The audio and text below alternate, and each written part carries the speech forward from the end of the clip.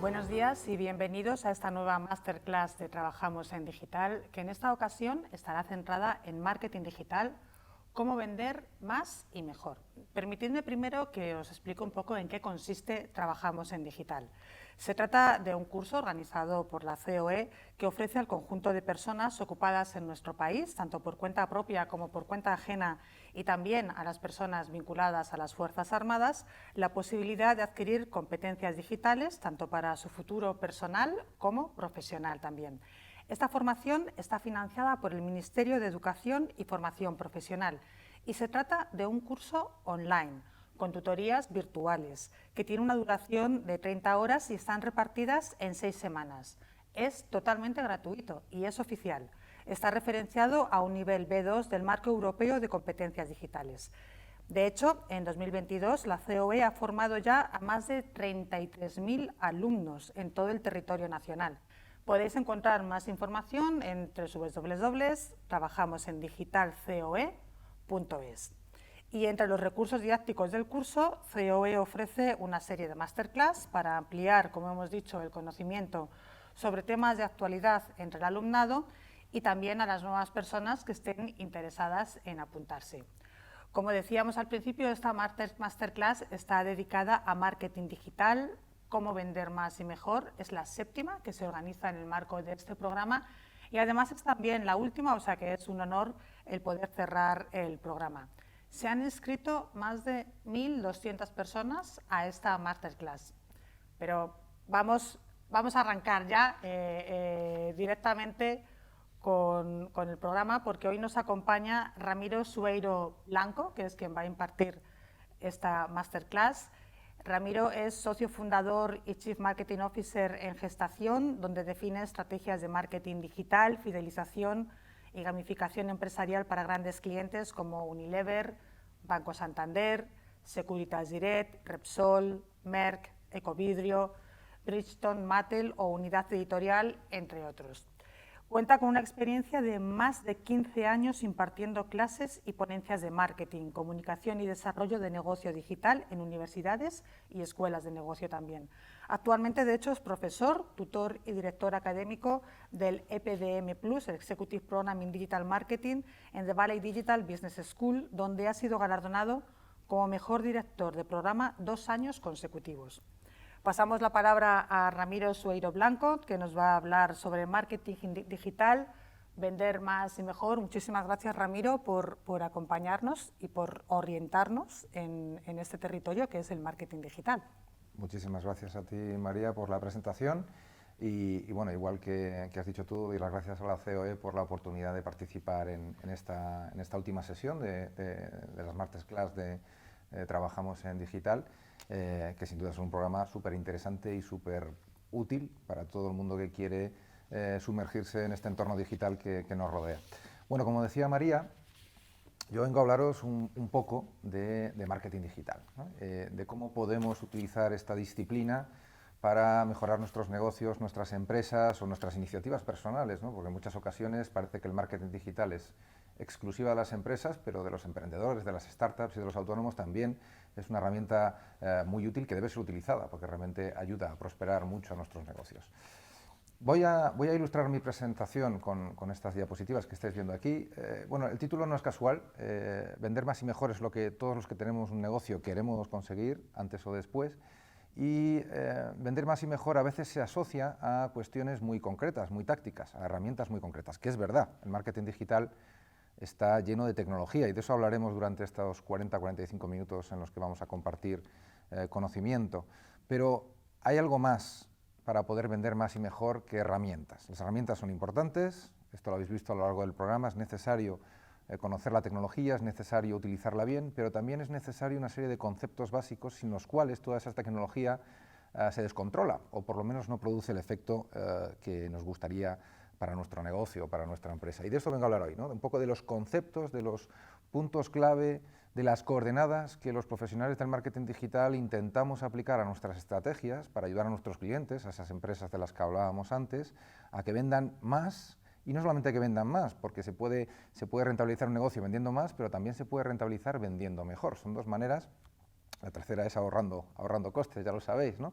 Pero dentro de crecer hay dos maneras de vender, que es vender más y vender mejor. Y esto va esta charla, que vamos a recorrer en estos 4 puntos, aproximadamente 10 minutitos, fácil de digerir, pero con conceptos muy importantes que sí me gustaría que al menos quedaran claros en esta sesión, ¿vale?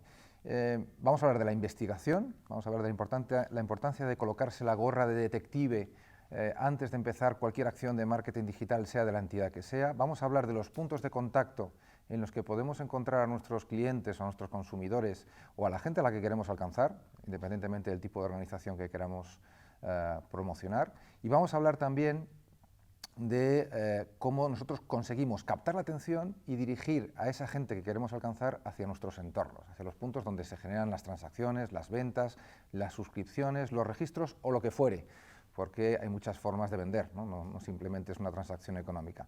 Por último, hablaremos de la data, que seguro que es un punto que ya habéis trabajado mucho en estas sesiones y que está presente en todo lo digital, porque si algo caracteriza lo digital es la posibilidad de ser medido en tiempo real. Bueno, no me extiendo más en la introducción, que está bastante claro en el índice. Vamos a empezar por esos 4 puntitos que van un poco a centrar mi intervención. Realmente 5, y el quinto es tan importante que ni siquiera lo he catalogado como punto, lo he catalogado como introducción. Ahí tenéis a esta chica, Marta, de 33 años, que podría ser la cliente tipo de cualquier negocio que tengáis vosotros o que conozcáis. Podemos coger a Marta, podemos coger a Pedro, podemos coger a Juan.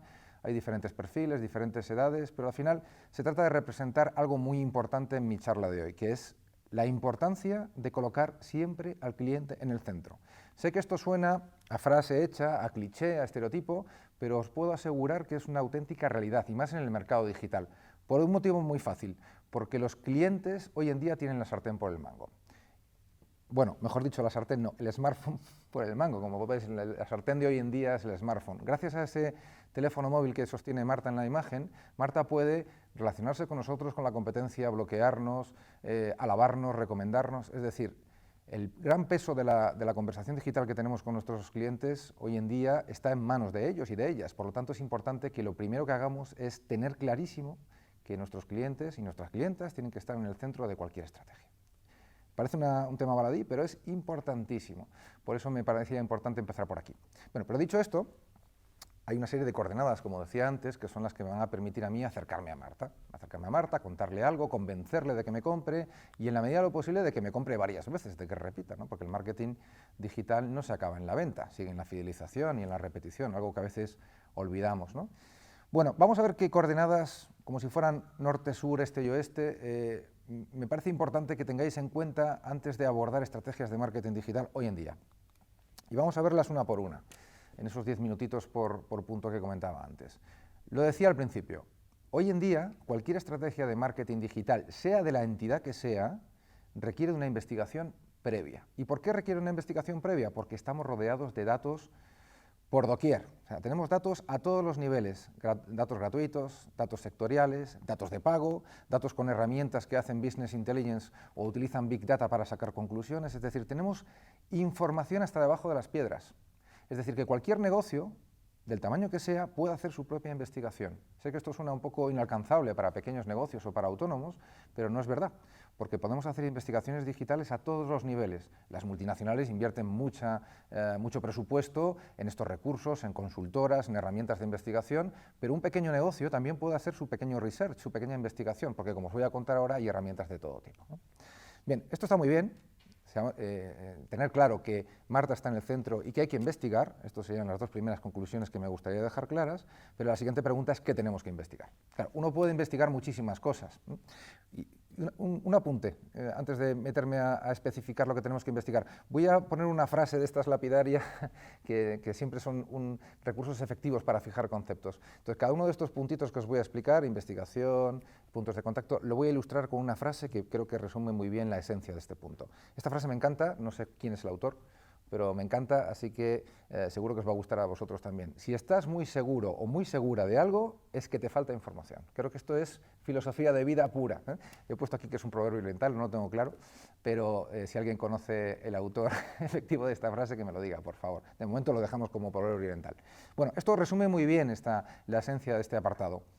no podemos estar seguros de lo que creemos. Es lo que coloquialmente se llama opinática o marketing ficción. Muchas veces pensamos que, suponemos que, yo creo que. Estos son elementos muy peligrosos en una estrategia de marketing y sobre todo son imperdonables cuando tenemos una cantidad de información abrumadora alrededor. Es decir, que el que no investiga es claramente porque no sabe o porque no quiere, pero realmente es muy fácil conseguir esa información que nos falta para poder estar lo más seguros posible de lo que vamos a hacer. Lo que os decía antes, podemos investigar muchas cosas, de hecho, cuanto más investiguemos mejor, pero hay un límite, porque la investigación puede ahogar el resultado. Si nos pasamos demasiado tiempo investigando, puede que nos pasemos, ¿no?, de largo y que perdamos la oportunidad de lanzar un negocio o de hacer una campaña. Por lo tanto, los expertos en marketing intentamos centrarnos en aquellas cuestiones clave que sí que son imprescindibles, que es imprescindible investigar. Y para mí, en base a mi experiencia de todos estos años, hay 3 elementos que cualquier negocio debería investigar. La primera es su mercado, la relevancia de su producto, si le importa a la gente o no lo que vende y cómo lo vende, qué sentimiento hay hacia ese tipo de productos. Sabéis que hay productos que tienen crisis de reputación, estamos en un momento complicado económico ahora mismo en el que ciertos sectores están en el punto de mira, ¿no? Pues es importante entender cómo se mueve a nivel digital el mercado en el que yo me muevo, tanto a nivel de sentimiento como de amenazas, el famoso DAFO, que hemos comentado muchísimas veces en marketing. O sea que el mercado digital en el que me muevo es un punto fundamental. La competencia es otro punto fundamental. De la competencia se aprende muchísimo, tanto cosas buenas como cosas que no debo repetir. Bueno, pues es muy buena costumbre analizar y tener monitorizada constantemente la competencia porque se aprende mucho de ellos. Pero de todos estos elementos, si yo tuviera que deciros, gastaros la mayor cantidad de vuestro presupuesto, de vuestros recursos en esto, yo diría sin duda la audiencia. ¿Por qué la audiencia? Porque el marketing, aunque parezca una ciencia aritmética, es una ciencia humana, ¿eh? Trata de comunicarnos con personas a las que queremos convencer de algo para que hagan algo, ¿vale? Por lo tanto, en mi opinión, lo más importante del marketing, aparte del presupuesto, de la competencia y demás, es conocer bien a tu audiencia. Porque si no eres capaz de conocer bien a tu audiencia, no vas a poder conectar con ellos, no vas a poder mandarle el mensaje adecuado en el sitio adecuado, ni vas a poder convencerles de nada. Entonces, mi opinión es que si tenemos que priorizar algo, yo priorizaría la audiencia, aunque por supuesto, lo dicho, lo bueno es, o lo mejor es, poder investigar estas 3 cosas. Muy bien, como os decía antes, hay muchísimas fuentes de información. No quiero abrumaros con herramientas 1000, que las hay, pero os pongo un pequeño mapita simplemente por cultura general para que veáis la cantidad de herramientas que nosotros utilizamos en nuestro día a día. Hay herramientas que son propias del entorno digital de vuestras compañías, pues vuestro Google Analytics, vuestro Search Console, vuestras herramientas que utilizáis en el ecosistema digital que seguramente ya tienen vuestras compañías o que estáis empezando a montar.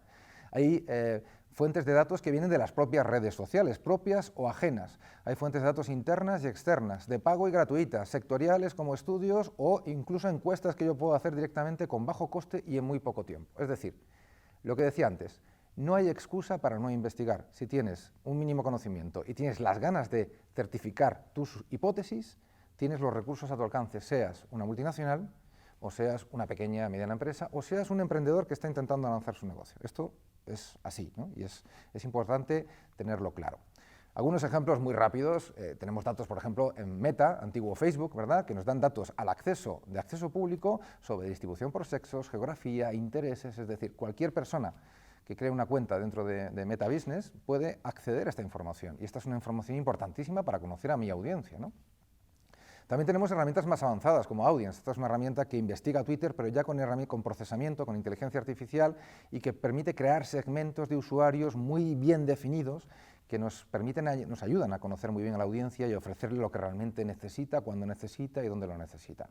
Estas son herramientas que ya están al alcance de empresas más grandes porque tienen coste de licencia más alto, pero que igualmente es importante conocer porque en algún momento de la vida de tu compañía puede que las necesites, ¿no?, aunque sea de manera puntual, ¿no? E incluso podemos hacerlo con trabajo de campo, que nunca debe ser sustituido el trabajo de campo. Cualquiera puede hacer una encuesta rápida a una muestra de su población o de su audiencia potencial con herramientas como SurveyMonkey, que todo el mundo la conoce, mucha gente la conoce, o las herramientas del propio Google, ¿no?, de encuestas de Google, ¿no? Es decir, que es muy fácil obtener una muestra del mercado representativa para poder sacar conclusiones que validen esas hipótesis que comentábamos antes. Así que podemos utilizar fuentes gratis, fuentes de pago o incluso trabajo propio y, por supuesto, el contacto directo. Es decir, que esto no sustituye para nada el contacto físico, el contacto offline que podamos tener con nuestros clientes, tanto la gente de venta como la gente de atención al cliente, como de postventa. Son grandes conocedores de los clientes que no debemos ignorar. Bueno, ¿qué hacemos con toda esta información que nosotros recapitulamos sobre la audiencia cuando elaboramos un plan de marketing? Construimos perfilados como el que veis ahí. Este es un es un perfilado real de un cliente real para una empresa de automoción, no puedo decir el nombre concreto, pero es una empresa muy grande, una multinacional, que tiene presencia nacional y europea y que nos pide que perfilemos al propietario medio de vehículo de combustión pues hace unos años. Ahora estamos trabajando varios perfiles de combustión, coche eléctrico, es decir, movilidad inteligente, ¿no? Es decir, hay como segmentos distintos. Pero fijaros la cantidad de información que podemos obtener de nuestra audiencia, más allá del cliché sociodemográfico, ¿no? De hombres y mujeres entre tanto y tanto que viven en estas zonas. Eso está muy bien, es necesario, pero no es suficiente. Es condición necesaria, pero no suficiente. Necesitamos saber más cosas como lo que veis en la columna del centro y de la derecha.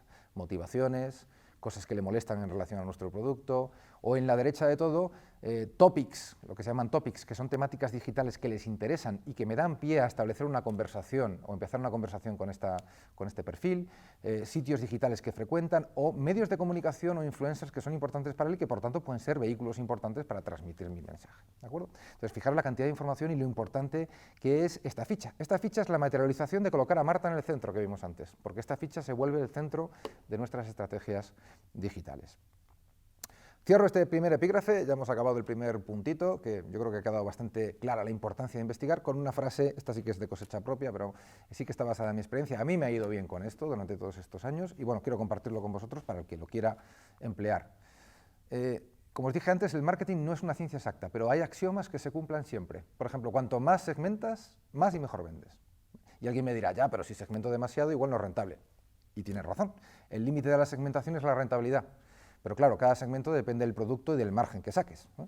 Vender coches de lujo no es lo mismo que vender barras de pan, por lo tanto los segmentos tienen diferentes tamaños de rentabilidad. En cualquier caso, dentro de los límites de la rentabilidad, siempre es buena idea segmentar, porque cuanto más segmentamos, más ajustamos la oferta a nuestra audiencia y por lo tanto más probable es que nos compren y más probable es que repitan. Bueno, con esto cierro el primer punto. Seguimos avanzando con nuestra amiga Marta, ya hemos investigado a Marta, ya sabemos por dónde se mueve, qué le interesa, ya ha creado un segmento con Marta, como hemos dicho antes, con esas herramientas de investigación. Vamos a dar el siguiente paso importante en esas coordenadas de definición del marketing digital, más allá de las herramientas, que cualquier persona que emprenda un plan de marketing debería tener claras, ¿no? Que es, o que son, los puntos de contacto. Bueno, me he permitido traducirlo, sabéis que el marketing digital, como el marketing en general, es muy anglófono, en general, o sea, tendemos a utilizar términos en inglés. Esto es así, es la jerga sectorial, entonces yo lo he traducido al español, que siempre es una buena idea, pero deciros que esto se llama Digital Touchpoints, en inglés, por si lo buscáis o lo encontráis en buscadores o por ahí en blogs, ¿no? Que solemos utilizar esta jerga. Igual que el punto anterior era Digital Research, pues este sería Digital Touchpoints o puntos de contacto. Pero bueno, vamos a utilizar el español, que es un idioma maravilloso y yo creo que vale la pena.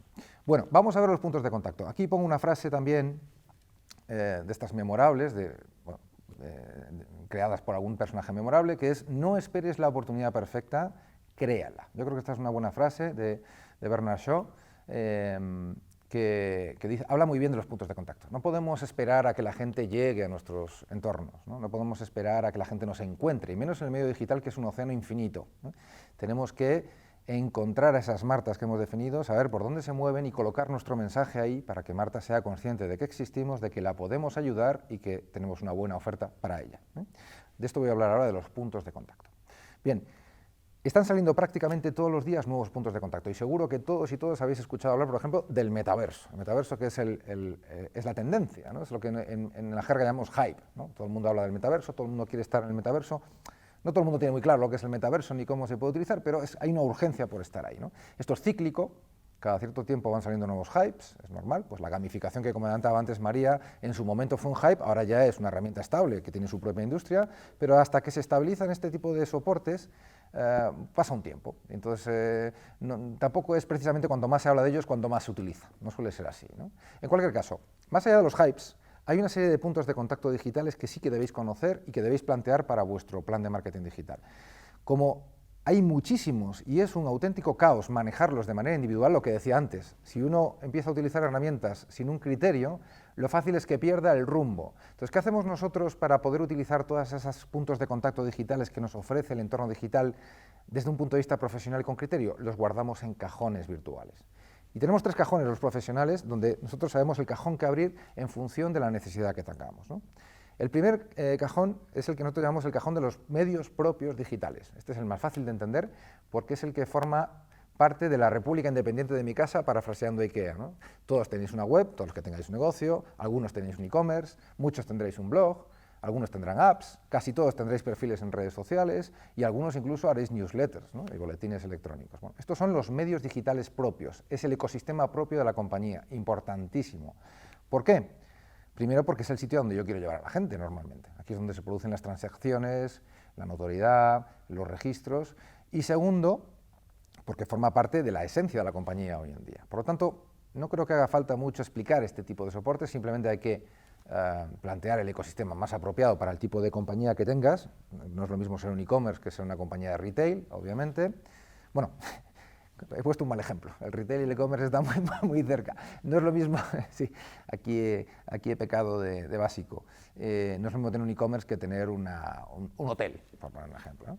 Pero bueno, lo que quiero decir es que estos es probablemente los medios más conocidos como usuarios y como profesionales. Sin embargo, hay otro cajón importante, que es la que nos ayuda a colocar esos puntos de contacto con Marta que hablábamos antes, que son los medios pagados, ¿no?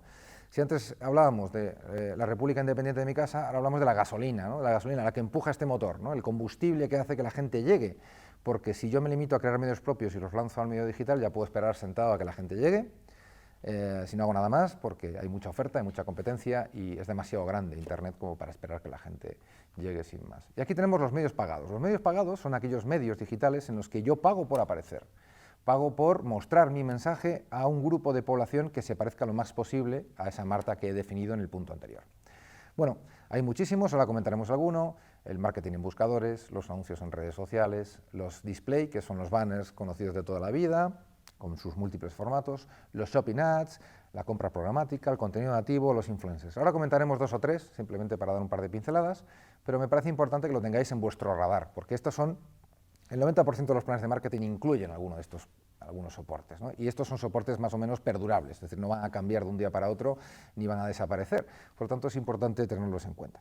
Y acabamos con el último cajón de esos puntos de contacto que comentaba antes, que son los medios ganados. Esto es el boca a oreja, o el viral de hace unos años. No sé si os acordáis de esa fiebre por el marketing viral que hace unos cuantos años llenaba Internet.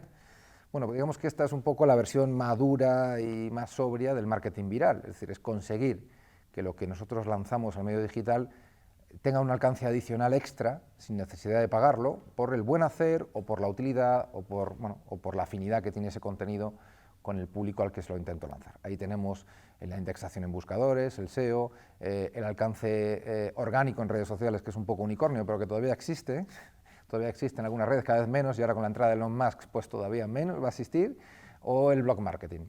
Bueno, con Elon Musk en Twitter, quiero decir que hay redes que hasta ahora mantenían cierta pureza orgánica y que yo creo que eso va a ir desapareciendo, como es lógico, porque son negocios que quieren monetizar, ¿no? Como todos, ¿no? Así que, bueno, o el blog marketing, ¿no? Bueno, acordaros de estos 3 cajones, son 3 cajones que podéis abrir para crear vuestro ecosistema, para impulsarlo o para ganar un poquito más, y simplemente comentar algunos de los más habituales. El marketing en buscadores es algo imprescindible cuando tenéis un producto con cultura de consumo, ¿vale? Si estáis lanzando un producto disruptivo no tiene mucho sentido hacer el lance de buscadores porque la gente no lo va a buscar, por lo menos a priori, ¿no? Pero si tienes un producto ya con cultura de consumo ya establecido, esto es una herramienta prácticamente imprescindible, ¿no? O, por ejemplo, los anuncios en redes sociales, otro imprescindible de los planes de marketing digital. Os he puesto el más tendencia ahora mismo, que es TikTok. Todas las redes sociales tienen sus formatos patrocinados: LinkedIn, Meta, Instagram, Twitter, todos tienen su formato, y TikTok también, que es muy visual, como veis, que hasta ahora estaba muy dirigido a un público más juvenil, pero os digo que nosotros hacemos TikTok Ads para bancos, es decir, que esto... La velocidad de penetración de estas redes es exponencialmente más alta que la que tuvo Facebook en su momento, ¿no? Antes Facebook era para jóvenes y tardó muchísimo en llegar a los seniors. TikTok se ha extendido como la pólvora, es decir, que la velocidad de implantación por generaciones es muy distinta. Por lo tanto, no hay que descartar ninguno de estos soportes independientemente del público que tengas, ¿no? Bueno, si tenéis un e-commerce, es el caso de los shopping ads. Ahora os daré un tip sobre esto importantísimo. Si tenéis un e-commerce, es importante que explotéis estos formatos publicitarios, porque, como explicaré después, la inmediatez entre el anuncio y la compra es un factor de conversión fundamental. Igual que antes decíamos, más segmentas, más y mejor vendes, ahora os daré una frase también sobre esto que es importante, ¿no? O los influencers que hablábamos antes, ¿no? Los influencers, me gusta comentarlo porque los influencers parece que están fuera del alcance de muchas empresas y no es verdad. Claro, tendemos a pensar en Ibai Llanos, en el Rubius y en todas estas celebrities, ¿no? Que ya casi no son influencers, son celebrities, yo diría, ¿no? De fotocall y de eventos masivos, ¿no? Pero entre los vídeos que yo subo a YouTube y Ibai Llanos hay un universo de microinfluencers con audiencias más que respetables, con mucha credibilidad, con la que cualquier empresa puede llegar a un acuerdo para hacer una ampliación de la difusión de su mensaje. Por lo tanto, yo os animaría también a que no descartéis los influencers si tenéis un producto que se presta a una colaboración de este tipo. Y además tened en cuenta que puede parecer que contratar influencers es algo inasequible, pero hoy en día, como ese marketplace que veis ahí, puedes contratar a medida influencers a través de marketplaces como los que estáis viendo ahí, en el que tú te registras, buscas el tipo de influencer que te interesa y llegas a un acuerdo con él y empiezas una campaña parecida a la afiliación, ¿no? Así que mi consejo es que no descartéis este tipo de soportes porque es súper interesante. Bueno, y el SEO que aunque no es inmediato, es una inversión rentable siempre cuando se hace bien, ¿no? Ya sabéis que la diferencia entre SEM y SEO es que en SEM yo pago por aparecer en las búsquedas que hace la gente en determinados buscadores, hay vida más allá de Google, pero Google es el 90 y pico % de las búsquedas. Y en el SEO yo no pago, realmente se trata de optimizar mi página, tanto en la página como fuera de la página, con palabras clave, con meta, con H1s y con todo este tipo de cosas que hacen que los buscadores lo encuentren y por tanto me generen tráfico orgánico, ¿no? Que es un tráfico que todos queremos porque, entre comillas, no cuesta, sí que cuesta, pero no cuesta tanto como el tráfico pagado, ¿no? Bueno, acabo este puntito, paso al siguiente, con un par de pinceladas sobre tendencias, ¿vale? Porque también es importante, aunque os decía antes que no tenemos que volvernos locos con las tendencias, es importante echarle un ojo porque hay cosas que nos pueden ser súper útiles. Por ejemplo, vender a través de las redes sociales. Todas las redes sociales, casi todas, tienen su botón de comprar. Esto aplica a la máxima que decía antes de que reducir la distancia entre el anuncio y el momento de la transacción, entre el carrito de la compra, incrementa la conversión en determinados productos, por lo menos, ¿no? Y la moda es uno de ellos, ¿no? Bueno, pues ahí tienes un ejemplo de Zara en Instagram, en el que tú directamente desde el contenido social media puedes comprar, ¿no?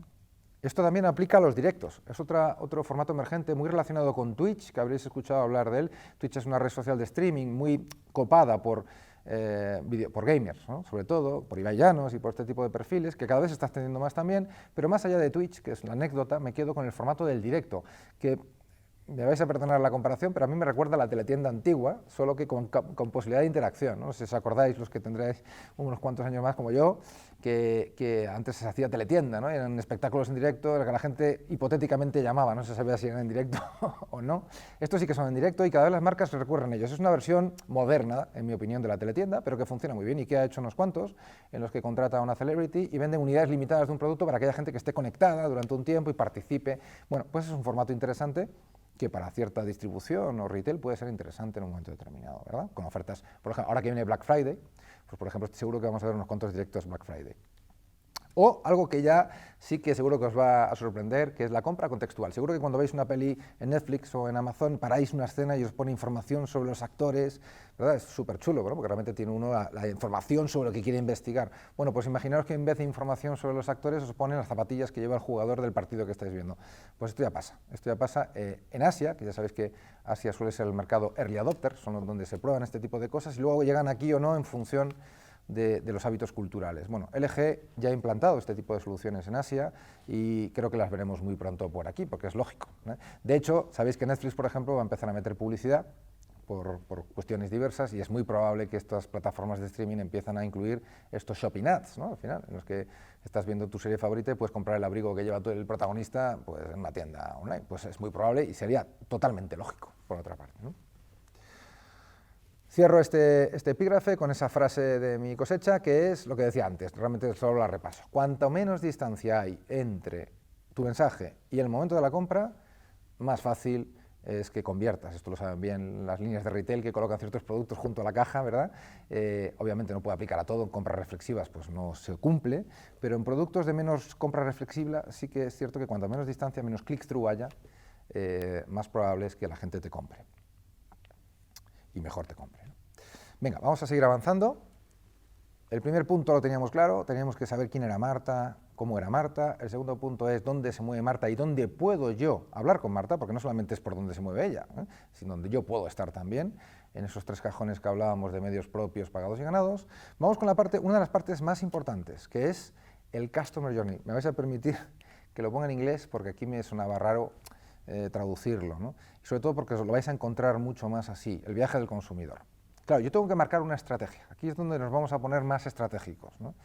Ya lo estamos siendo durante toda la charla, pero claro, no me basta con conocer a Marta y saber dónde la puedo impactar. Si yo solamente me limitara a esto, estaría haciendo publicidad muy básica. Voy a lanzarle anuncios por donde se mueva. Pero eso puede ser efectivo o puede no serlo. Si nosotros no creamos una rutita, un camino para que Marta, desde donde ella está, se vaya acercando gradualmente a donde yo estoy y pueda celebrarse esa transacción que quiero, pues habrá un porcentaje de rebote y un porcentaje de caídas muy alto, ¿no? Y aquí es donde hablamos del Customer Journey. Y aquí pongo la frase lapidaria siguiente, que es una campaña excelente de Pirelli. Los que seáis, vuelvo a lo mismo, de mi quinta, pues la recordaréis. Aquí tenéis a Carl Lewis, un plusmarquista mundial, multirecordman. Bueno,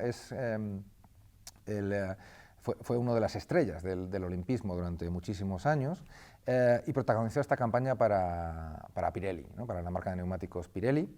Que tiene sobre todo un eslogan, no hace falta palabras para explicarlo, pero yo creo que el claim es todavía más potente, ¿no? La potencia sin control no sirve de nada, ¿no? Esto es uno de esos eslogans que son imperecederos, ¿no? Que realmente se te quedan grabados. Y yo creo que es aplicable a todo en la vida en general, ¿no? Cuando uno se pasa de potencia, pues las cosas no salen como esperaba, ¿no? Bueno, pues a eso voy. Si nosotros nos limitamos simplemente a lanzar mensajes en los soportes digitales, por muy de moda que estén, estaremos desperdiciando potencia, porque no habrá un criterio, no habrá una senda, no habrá una estrategia, ¿no? Y de esto es lo que estamos hablando aquí. Necesitamos control para toda esa potencia que os estoy contando, ¿no? Y esto viene relacionado con lo que entendemos por vender, ¿ya? Porque mucha gente, sobre todo la gente más profana en temas de marketing digital, los que no se dedican a esto, que no tienen por qué entenderlo, ¿no? Suelen tener una visión muy reduccionista de la venta, ¿no? La venta se entiende muchas veces como una especie de promoción o publicidad con un buen producto, una oferta y conversión, ¿no? Pero realmente la venta hoy en día, siempre lo ha sido así, pero hoy especialmente en el medio digital, es un proceso, no es un acto sin más, ¿no?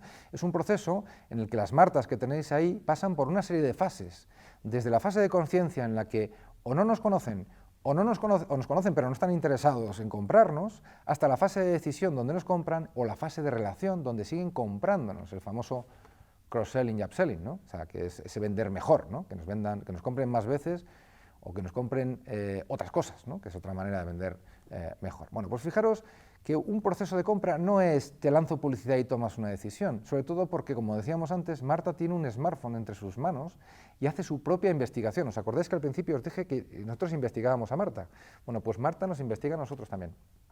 Así que si nosotros no ofrecemos el contenido adecuado en ese proceso de investigación que hace Marta sobre nosotros, en el momento apropiado, pues puede que no consigamos que vaya avanzando hasta llegar al punto de compra. Es lo que se llama ciclo de venta digital, que si lo ponemos en formato vertical geométrico, tiene un formato triangular mucho más conocido, mucho más popular, que es el embudo de ventas, ¿no? El embudo de ventas que cualquiera que se haya dedicado al marketing o a las ventas, pues seguro que le suena, porque es la manera de representar un poquito la intención, meter mucha gente por arriba y que esa gente vaya pasando al siguiente nivel lo máximo posible hasta llegar a los puntos inferiores donde debería quedarse, donde debería comprar y repetir, ¿no? Realmente la misión de un experto de marketing digital es maximizar un embudo de ventas. Si tuviéramos que sintetizarlo en una frase, en una camiseta, es yo me dedico a maximizar embudos de ventas. Esta sería la frase lapidaria de mi profesión, en mi opinión, ¿no? Bueno, pues las Martas que veíamos antes acercándose gradualmente a mí, también se acercan a través del embudo. Y es importante entender en qué momento está tu negocio para saber qué parte del embudo tienes que trabajar y cómo tienes que atraer a Marta. Fijaros, el embudo, aunque parezca muy pequeñito ahí, es un territorio infinito. Se pueden hacer muchísimas cosas en cualquier parte de ese triángulo invertido que veis ahí. Pero igual que hacíamos antes con los cajones, para no volvernos locos con los medios, con el embudo hacemos lo mismo, lo dividimos en 3 zonas habitualmente. Fijaros, hay 3 zonas en función del momento en el que esté tu negocio. La zona tofu, que no es la comida, sino que es en inglés top of the funnel o parte superior del embudo, que es la parte que nosotros trabajamos cuando queremos notoriedad. ¿Cuándo podemos querer notoriedad? Cuando estamos lanzando un negocio nuevo, un producto nuevo o abrimos un nuevo mercado en el que somos nuevos, ¿vale? Pues ese tipo de estrategias, ese tipo de soportes, ese tipo de mensajes es muy específico y es importante entender si mi negocio está en esa fase o no está en esa fase. Hay otra zona que solemos trabajar que es el MOFU, que ahora ya entenderéis bien más o menos qué significa. Middle of the funnel o parte media del embudo, que es la parte que más trabajamos cuando queremos otra cosa importantísima que es conversión. ¿Qué es convertir? Pues conseguir 2 cosas, o bien que la gente me compre o bien que muestre un interés muy explícito por comprar, por ejemplo, dejándome sus datos y convirtiéndose en base de datos de leads, que luego yo podré aprovechar para hacer ofertas personalizadas, ¿vale? Bueno, pues cuando nuestro negocio ya tiene cierta notoriedad y lo que queremos es monetizar, como hablábamos antes de Twitter, nos centramos en estrategias de conversión, ¿vale? Y no se acaba aquí el marketing, aunque muchas marcas a veces sí que creen que se acaba aquí el marketing, porque hay una zona que muchas veces está descuidada, que es el BOFU, el Bottom of the Funnel, que es la fidelización. Es decir, cuando yo intento vender mejor, lo que estoy repitiendo todo el tiempo. Yo puedo vender más, pero puedo vender mejor. ¿Y qué es vender mejor? Pues que un mismo cliente me compre más veces. Eso es vender mejor. O que un mismo cliente me compre más cosas. O que un mismo cliente me traiga más clientes. Eso es maravilloso. Es el marketing perfecto, ¿vale? Cuando tienes una marca que tiene ese puntito, realmente puedes alcanzar altas cotas de rentabilidad, ¿no? Bueno, pues fijaros lo importante que es entender en qué momento está mi negocio dentro del embudo para poder aplicar una estrategia interesante, ¿no? Una estrategia que combine esos medios que vimos antes para llevar a Marta desde el desconocimiento al conocimiento, o desde el conocimiento a la venta, o desde la venta a la repetición. Es que son momentos distintos, ¿no? Por supuesto, puede haber marcas entre vosotros que ya trabajen los tres, y es lógico, embudos maduros trabajan las tres fases, ¿no? Pero si estás lanzando un negocio o te estás metiendo de nuevas en esto del marketing, es mucho más interesante intentar segmentar el embudo también y trabajarlo por partes, porque seguro que obtendréis resultados mucho mejores, ¿no? Ejemplos, para que veáis que las marcas trabajan todo, trabajan el tofu, pero también trabajan el mofu, ¿no? Un ejemplo de una gran marca, como es el caso de Sanitas, que hace campañas de tofu constantemente, de notoriedad, ¿no? Hay campañas puramente corporativas, que realmente no tienen una intención de venta de retorno inmediato, pero también hace retorno inmediato con sus ofertas, por ejemplo, de planes dentales. Es decir, que una cosa no excluye la otra. De hecho, las marcas maduras, las marcas con embudos maduros, trabajan todo el embudo de forma transversal. Pero bueno, es una buena manera de ilustrar el tipo de marketing que hacemos en función del momento en el que estamos, ¿no? Acabo ya este puntito y ya os cuento lo último. Todo esto del embudo está muy bien para que vosotros analicéis el momento en el que está vuestro negocio, decidáis qué recursos vais a meter, a quién necesitáis para que os ayude a hacer esto, pero para Marta el embudo es una entelequia, no existe. O sea, Marta no puede seguir un embudo, ¿no? Entonces, ¿qué hacemos los profesionales para que mi embudo se transforme en algo tangible en el mundo real digital? Entre comillas, ¿no? Que suena un poco paradójico. Construimos ese viaje del consumidor, ese Customer Journey. Y el Customer Journey empieza a combinar conceptos que hemos ido viendo en esta sesión. Combina el embudo que estáis viendo ahí arriba en forma de líneas con los medios propios, pagados y ganados que vimos antes. Fijaros, como todo empieza a coger un poquito de sentido. Bueno, pues es como un Lego. Si yo tengo claro la fase del embudo que quiero trabajar y tengo claro los soportes digitales o los puntos de contacto que más me interesan, puedo conectarnos con líneas de puntos y empezar a crear lo que se llaman Customer Journeys o viajes del consumidor, que no es más que sendas de atracción y conversión en las que voy conectando mis medios propios, pagados y ganados, para llevar a Marta desde donde está ella hasta donde yo quiero que llegue, que normalmente es mi tienda o mi transacción, ¿vale? Entonces, fijaros, ahí tenéis un Customer Journey muy básico en el que atraigo a Marta por marketing en buscadores, por anuncios en redes sociales, la llevo a un centro de contenido que es un blog con posibilidad de suscripción en landing pages, y cuando descarga ciertas cosas y me deja sus datos, yo le puedo enviar ofertas personalizadas o localizadores de puntos de venta en las que puede convertir esas ofertas, ¿no?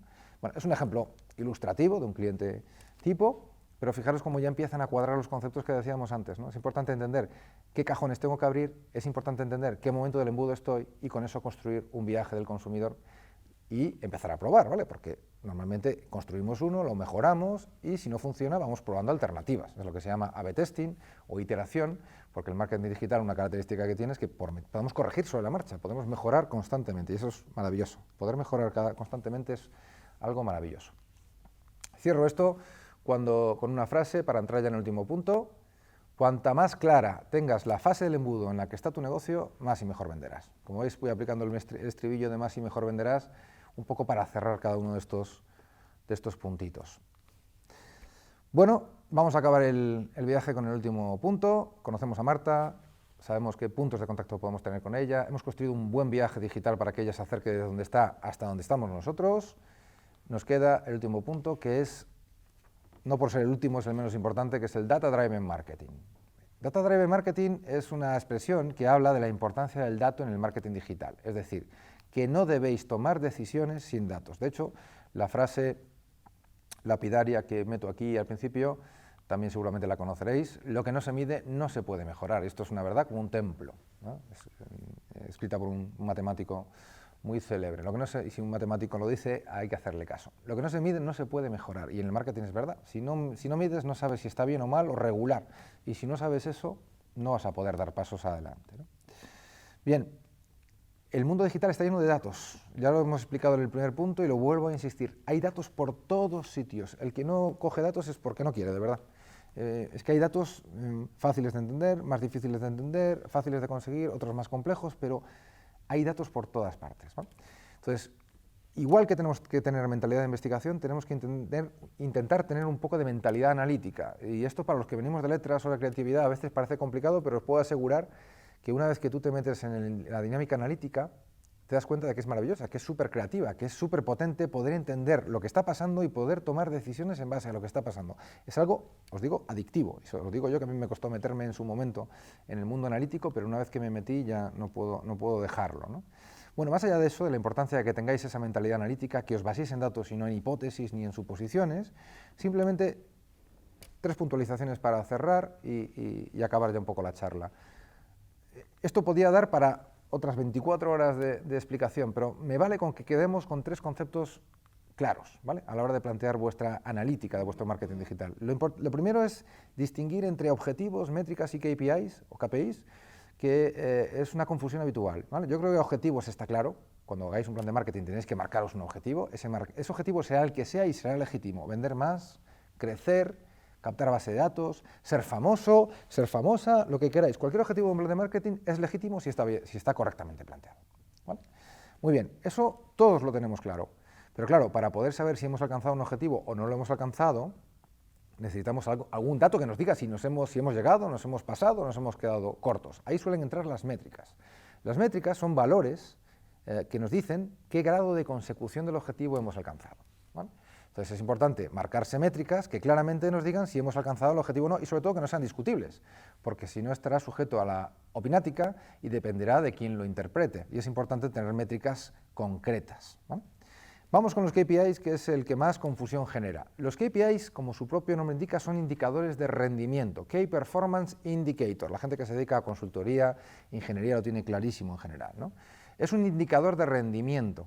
¿Esto qué quiere decir? Que su utilidad es funcionar como un chivato que nos dice durante la campaña, durante la estrategia, si vamos en el camino correcto para conseguirlo, no vamos a llegar o nos vamos a pasar, y por tanto tomar medidas correctoras. Y a posteriori, el famoso post-mortem publicitario, para tomar aprendizaje, es una palabra horrible, pero es muy habitual en este sector, para analizar qué ha fallado y aprender para la siguiente. Por lo tanto, los KPIs para mí son chivatos, bueno, para mí y para mucha gente, ¿no? Son chivatos y por lo tanto tenemos que tomarlos así, ¿no?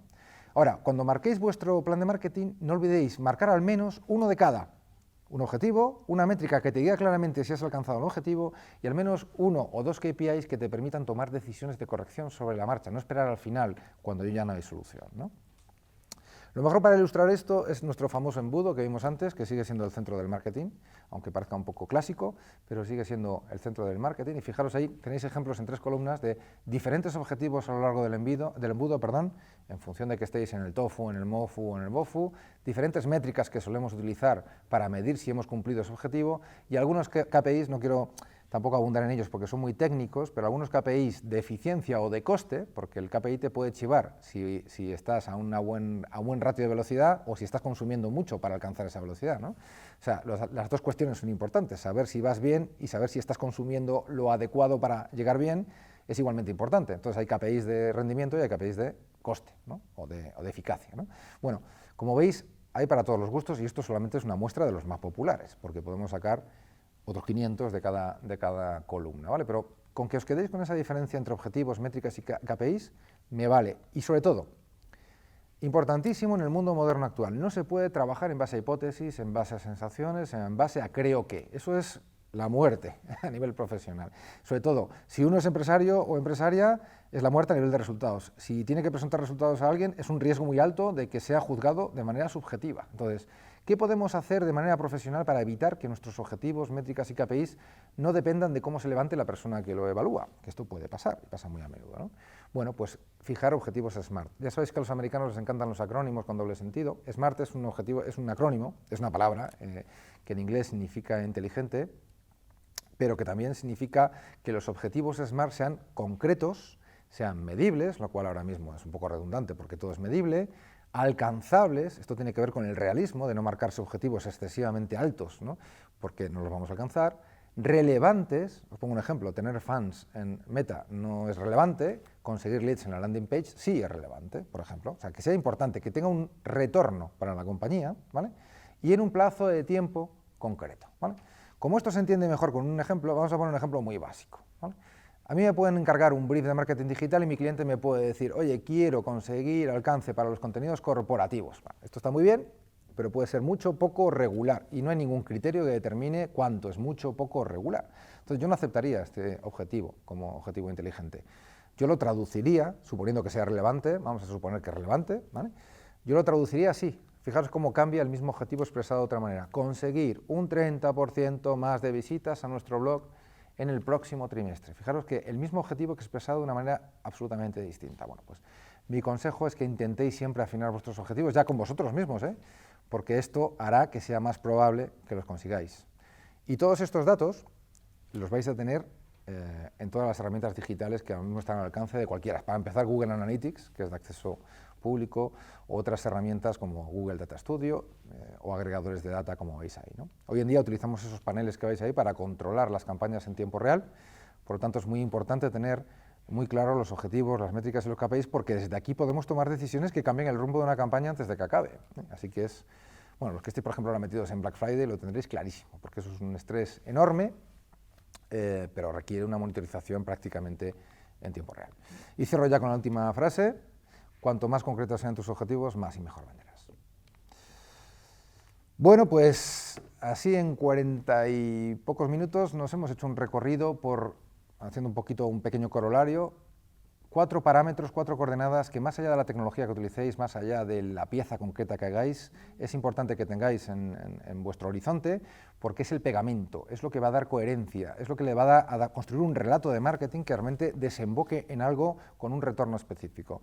La investigación, los puntos de contacto, el viaje del consumidor, esa ruta que hacéis entre donde está Marta y donde queréis que llegue, y esa mentalidad analítica teniendo claro objetivos, métricas y KPIs en formato Smart en la medida de lo posible. Bueno, espero que os haya parecido interesante y turno de preguntas. Pues muchísimas gracias, Ramiro, por esta masterclass que ha sido completísima y súper concentrada también, ¿no? De cómo hacer una estrategia de marketing digital que redunde en ventas, empezando por la importancia de poner al cliente en el centro, hacer una investigación, pero además una investigación que esté centrada en el mercado, la competencia, la audiencia, conocer esos puntos de contacto, trabajar los medios propios, los ganados y los pagados. También esa estrategia a lo largo de todo el ciclo de ventas, y además tener en cuenta cómo elaborar ese embudo de conversión y la importancia del dato, tener objetivos, métricas y KPIs o indicadores claves de desempeño en función de cómo vayamos bajando al castellano. Sí. Yo te quería preguntar, porque en uno de los ejemplos que nos has puesto, hablando de audiencias y cómo hacer este perfilado, ponías un ejemplo real que era de un hombre para una marca de coches, que no deja de ser al final cliente final en lo que sería B2C, ¿no? Cuando nuestro cliente es el consumidor final. Pero ¿qué ocurre cuando nuestro cliente es una empresa? Cuando estamos hablando de B2B, ¿también podemos trabajar ese perfilado? Absolutamente, porque de hecho es una pregunta muy habitual, ¿no? En clases o en conferencias, ¿no? Es que yo resulta que vendo a negocios, empresas que me compran empresas, entonces yo no puedo perfilar a la audiencia porque una empresa no puede ser perfilada. La respuesta es muy básica. Dentro de esa empresa hay un decisor de compras. Tu audiencia es el decisor de compra, sea el jefe de compras, el jefe de marketing, el brand manager, y es una persona. Por lo tanto, cuando nosotros hacemos estrategias B2B, aparte de tener en contexto de que estamos vendiendo empresas entre empresas, nosotros tratamos de identificar a la persona que es decisor o decisora de compra. Por tanto, siempre es posible perfilar a una audiencia persona, porque aunque sea una empresa la que compra, la decisión va a estar tomada por un perfil profesional, o un perfil jerárquico, o un perfil característico. Entonces, las estrategias B2B tienen sus perfilados, sus buyer persona, exactamente igual que el gran consumo. Lo que pasa es que analizamos otros parámetros, otros condicionantes y otros canales normalmente donde nos encontramos. Y el tono de comunicación suele ser diferente, ¿no? Porque es más corporativo, más empresarial. Pero el proceso es exactamente el mismo, independientemente del sector. Eso enlaza directamente con una de las frases que has dicho, y es que nos comunicamos siempre con personas. Claro, esa es la clave. Final, Hasta que lleguen los bots y tomen las decisiones de compra, que entonces tendremos que buscar otra estrategia. De momento siempre son personas, independientemente de que sea B2C, B2B, B2E, siempre hay personas detrás de las decisiones. La cuestión es identificar a esas personas y hacer una estrategia para ellos, esa es la clave. También has mencionado numerosas herramientas a lo largo de la masterclass, tanto las analíticas de Meta como herramientas como SurveyMonkey para hacer encuestas. ¿Qué papel juega la tecnología en una estrategia de marketing digital? Cada vez mayor. Mi intervención ha ido un poquito más hacia esos intangibles estratégicos que son importantísimos y que muchas veces se olvidan en favor de la tecnología. Es decir, mucha gente cree que la tecnología soluciona automáticamente sus problemas de ventas o de marketing, confía toda su estrategia a eso, y lo que he intentado con esta charla es añadir toda la inteligencia previa que tiene que haber a eso. Pero eso no quita para que la tecnología sea fundamental, cada vez lo es más, ¿no?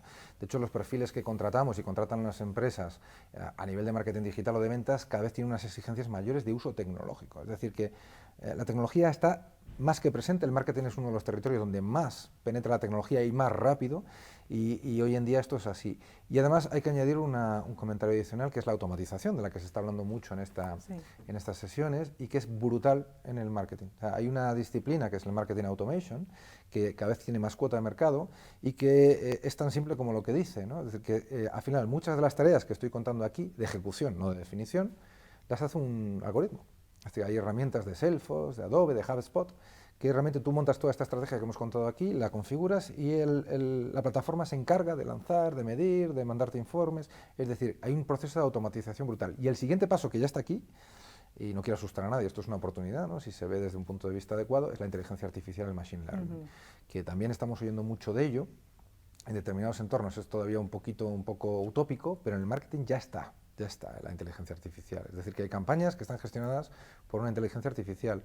Hay piezas como las que hemos visto que son generadas por inteligencia artificial. Es decir, es un peso brutal, ¿vale?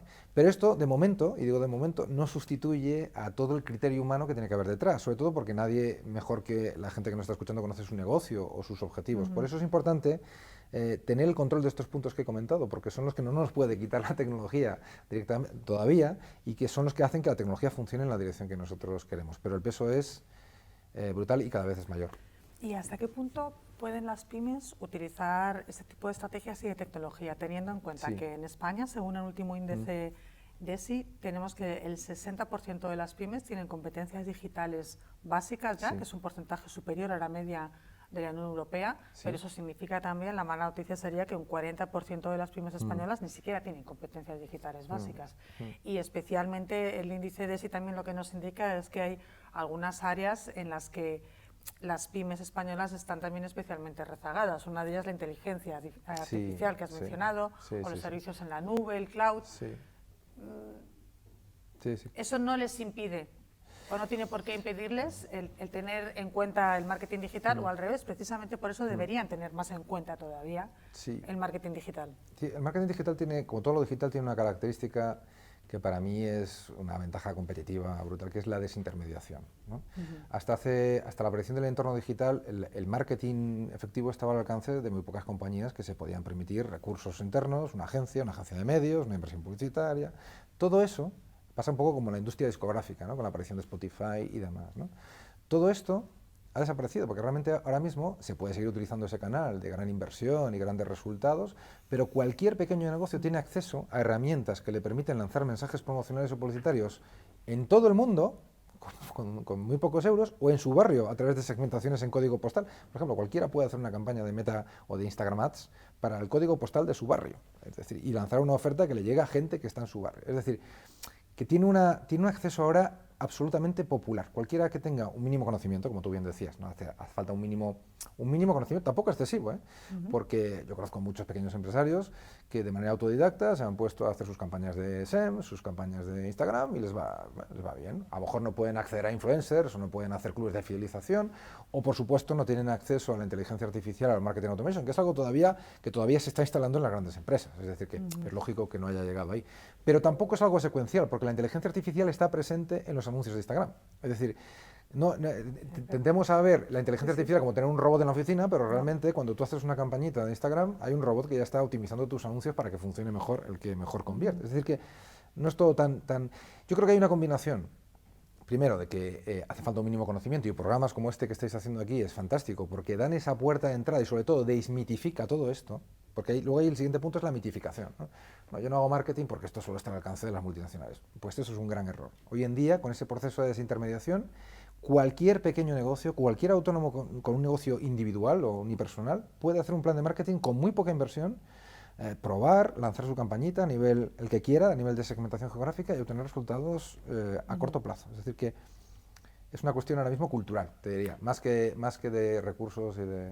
Pues vamos a intentar ayudar un poquito más a estos pequeños negocios, a estas pymes. Si yo tengo que hacer, yo soy un negocio, una pequeña empresa, quiero poner en marcha mi plan de marketing digital, ¿qué canales sí o sí de manera imprescindible debería considerar? Así para que no me pierda. Sí.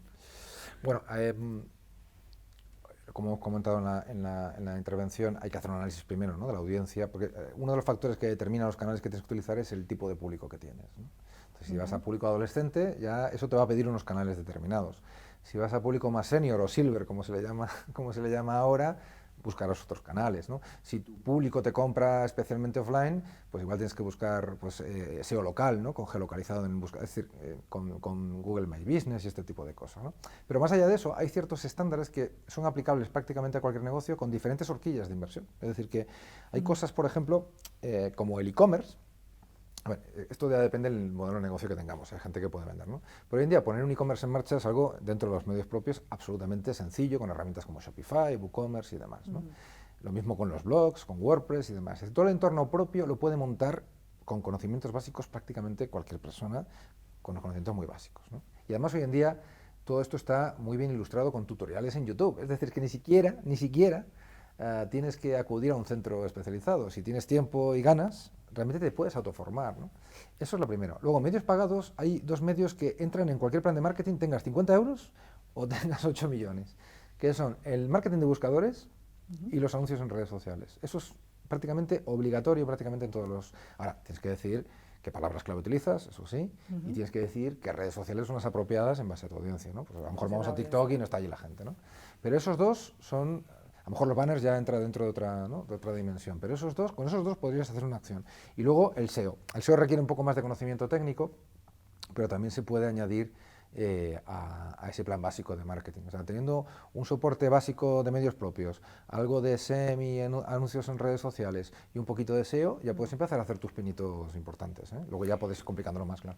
Y por último, y para terminar, ¿cómo integramos todas estas estrategias de marketing digital y de publicidad online con la publicidad offline? ¿Cómo completamos el círculo del marketing mix que debe tener toda una estrategia de marketing? Están súper integradas, porque realmente hoy en día resulta muy difícil separar online de offline, ¿no? Cuando estamos en una tienda, el propio retail ya lo vemos allí, ¿no? Nos ponen QRs, nos ponen links, a veces compramos y recogemos en tienda, a veces compramos en tienda y recogemos en casa, es decir, está todo tan mezclado ahora mismo que resulta difícil separar. Hay una parte además que entra muy bien todo esto, que es la fidelización, ¿no? Bueno, por cierto, se está produciendo un resurgir de la tienda física, lo estamos viendo ahora después de la pandemia, ¿no?, que parecía que las tiendas físicas desaparecían para siempre. Lo digo para que también tengamos este espíritu crítico de que no siempre es lo que parece, ¿no? De cuando estábamos todos en la mitad de la pandemia parecía que las tiendas se iban a acabar y ahora estamos viendo como Amazon y grandes compañías digitales están reduciendo plantilla y tal, y vuelve un poco el peso a las tiendas físicas, ¿no? Es decir, que yo creo que el retail no va a desaparecer, simplemente se va a integrar con todo lo demás, igual que el medio digital, ¿no? Entonces es muy difícil separar las dos cosas porque hoy en día, sobre todo las que ya están un poquito más avanzadas, integran la experiencia de compra con el medio digital. Entonces, dentro de lo que es la conversión y la fidelización, hay una conexión rapidísima, ¿no? Que cada vez que yo compro, me registro en un sitio, recibo algunas ofertas que luego puedo convertir. Los puntos físicos tienen un montón de accesos directos al medio digital, es decir, yo puedo estar en una tienda viendo un producto y con el QR ver información online que me da un cupón para no sé qué. El metaverso entra ahora en ciertas experiencias, incluso de moda, ¿no? Ciertas tiendas en las que... Es decir, que la integración es supernatural y no supone ninguna amenaza, al contrario, yo creo que es una manera de vender mejor, ¿no? Más, porque enriquece la experiencia de compra física y es cuestión de encontrar el formato al alcance de cada tienda, pero realmente es muy fácil integrarlo. Bueno, pues Ramiro, de nuevo, muchísimas gracias por esta magnífica masterclass. Yo me voy a quedar con 3 frases que he ido apuntando. La primera, si estás muy seguro o muy segura de algo, es que te falta información. Esa me parece demoledora y creo que deberíamos tatuárnosla. La segunda es que nos comunicamos con personas y hay que conocerlas. Hablamos a veces de la audiencia, esa masa genérica. No, nos dirigimos a personas en cualquier estrategia de marketing digital. Y también, por último, lo que no se mide no se puede mejorar. Y es importantísimo medir, utilizar los datos precisamente para poder mejorar esta estrategia.